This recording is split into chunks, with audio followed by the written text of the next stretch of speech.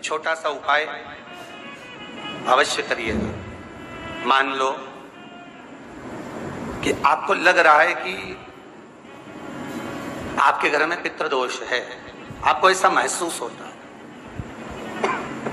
आपको लगता है, तो किसी भी नवरात्रि के पहले जो अमावस्या पड़ती है, चावल की कटोरी में एक कपूर का टुकड़ा रख दीजिए महाराज, छोटा सा,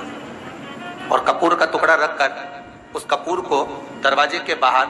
कटोरी में ही, चावल रखी हुई कटोरी में ही उसको पितरों का स्मरण कर कर जला दीजिए। और जलाने के बाद उस चावल को कहीं भी किसी भी वृक्ष की छांव में पक्षियों के लिए डाल दीजिए। शिव महापुराण की कथा कहती है, अगर मान लो पितर आपको कष्ट दे रहे हैं, पितर आपको तकलीफ दे रहे हैं, कोई काम नहीं होने दे रहे हैं, या कहीं आपको ऐसा लगता है कि पितरों का दोष है, तो वो पितृदोष देवी, अब ये जो आप करेंगे ये कब कर रहे हैं? अमावस्या के दिन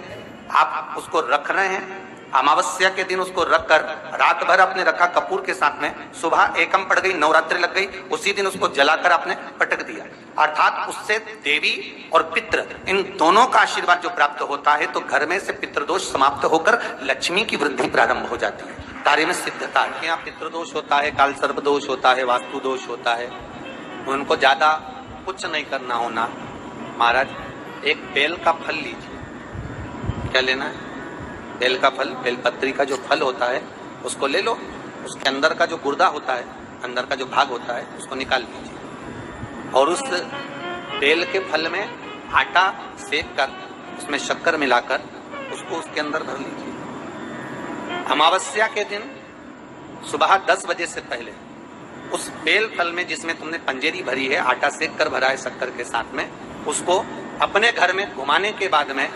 जिसको कालसर्प दोष बताया है, पितृदोष बताया है या वास्तु दोष का स्मरण बताया है, घर में सब दूर घुमाकर अपने परिवार का हाथ का स्पर्श कराकर पीपल के पेड़ के नीचे तक खड्डा खोदकर उस बेलपत्र के उस फल को दाब दीजिए। महाराज केवल एक अमावस्या करना रहता है, पितरों के दोष से मुक्ति मिलती है और हमारे घर के कार्य सफल होना प्रारंभ हो जाते हैं। कार्य की सफलता होती है,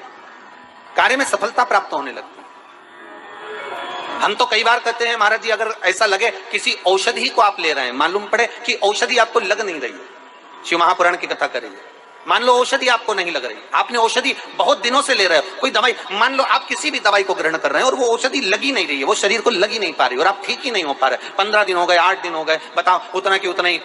कैटरीना है, उतना ही उतना अपना भरा हुआ, वही की वही लीवर, वही की वही किडनी, वही की वही स्मरण, सभी कुछ वही वही है, उतना की उतना ही। बीपी भी ऊंचा नीचा चल रहा है पर लेवल में नहीं आ रहा, शुगर भी लेवल में नहीं आ रही, तो प्रयास करा करो महाराज, बेलपत्री के फल का जो गुर्दा है, अंदर का जो भाग है फल का, उसको पानी में गला लीजिए और प्रदोष कम से कम प्रदोष नहीं हो और बीमारी जरा दवाई लगी नहीं रही हो तो बिना प्रदोष के भी कर सकते हो, उसको पानी में गलाइए, आधा घंटा पानी में, जैसे आपको सुबह मंदिर जाना है 10 बजे, तो सुबह स्नान कर कम से कम 6:30-7 बजे उसको पानी में गला दीजिए और उस बेले के फल का गुर्दा सा गला हुआ पानी शिव जी को ले जाकर समर्पित कर दीजिए। महाराज उस पानी में से थोड़ा सा 1 चम्मच पानी शिव जी पे चढ़ा हुआ लेकर आ जाइए। उस पानी को जो बीमार व्यक्ति है उसको औषधि देने से पहले मात्र आधी चम्मच से भी आधा चम्मच उसको दे दीजिए। भगवान शंकर का श्री शिवाय नमस्तुभ्यम का जाप कर उस पानी को देने के बाद अगर आप औषधि देंगे तो ये पक्का है कि औषधि अपना कार्य करना प्रारंभ कर देगी और वो स्वस्थ होना प्रारंभ होगा, वो स्वस्थ होगा।